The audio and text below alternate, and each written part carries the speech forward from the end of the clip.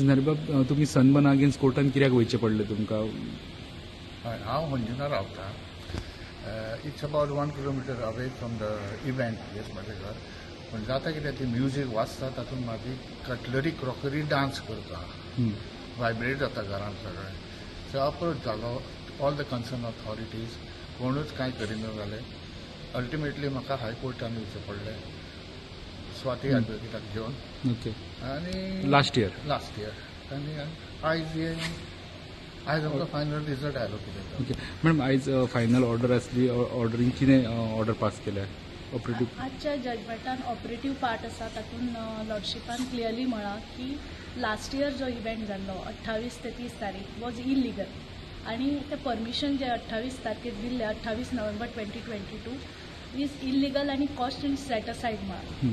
फुडें आतां परत इव्हेंट येतलो ताजेय डायरेक्शन्स दिला आनी बेजिकली जॉयंट सेल फॉर्म कर म्हटलां गव्हर्मेंटाक, by which all senior officers of all the concern departments will be held responsible for conducting these events, mega events, and it is not related only to Sunburn but all events, mega events which violate noise pollution rules and cause menace to the society. So this is the main crux of this particular direction. Secondly, the last year there was interim order. त्या interim orderan various direction दिले लॉर्डशिपान. ते direction ताणें absolute केला, म्हणजे आमकां परत परत कोर्टान वचपाची गरज ना. Moment there is any violation, the authority has to immediately act, and one of the direction was to stop the event immediately. So हे परत ह्या वर्सा एनफोर्स करचे पडटले if it is found there is violation.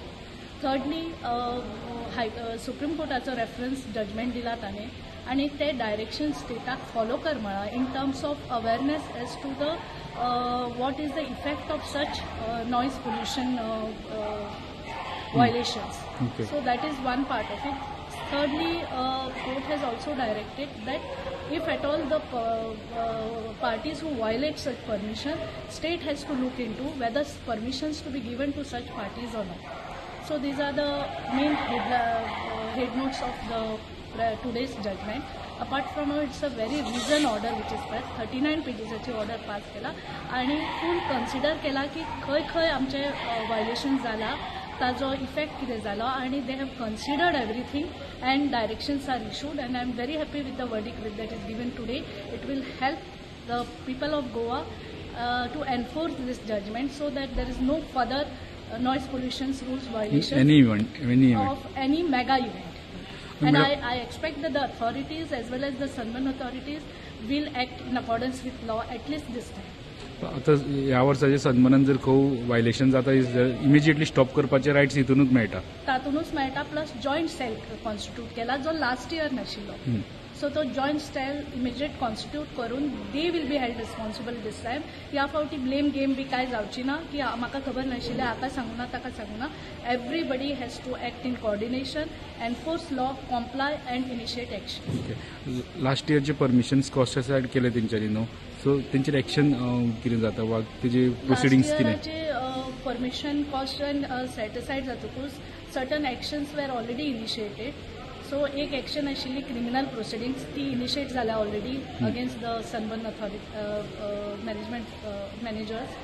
Second thing was regarding deposit जप्त करपाचे, ताजी show cause हे केला आनी ताका टायमलायन दिला की विथीन 2 months तुमी ते शोकॉज डिसायड करा म्हणून.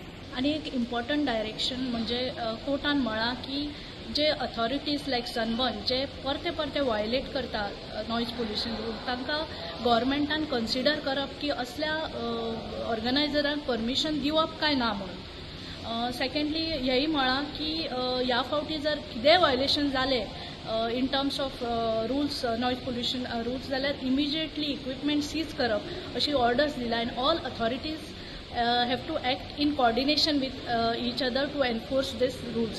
अशें क्लियरली डायरेक्शनान म्हळां.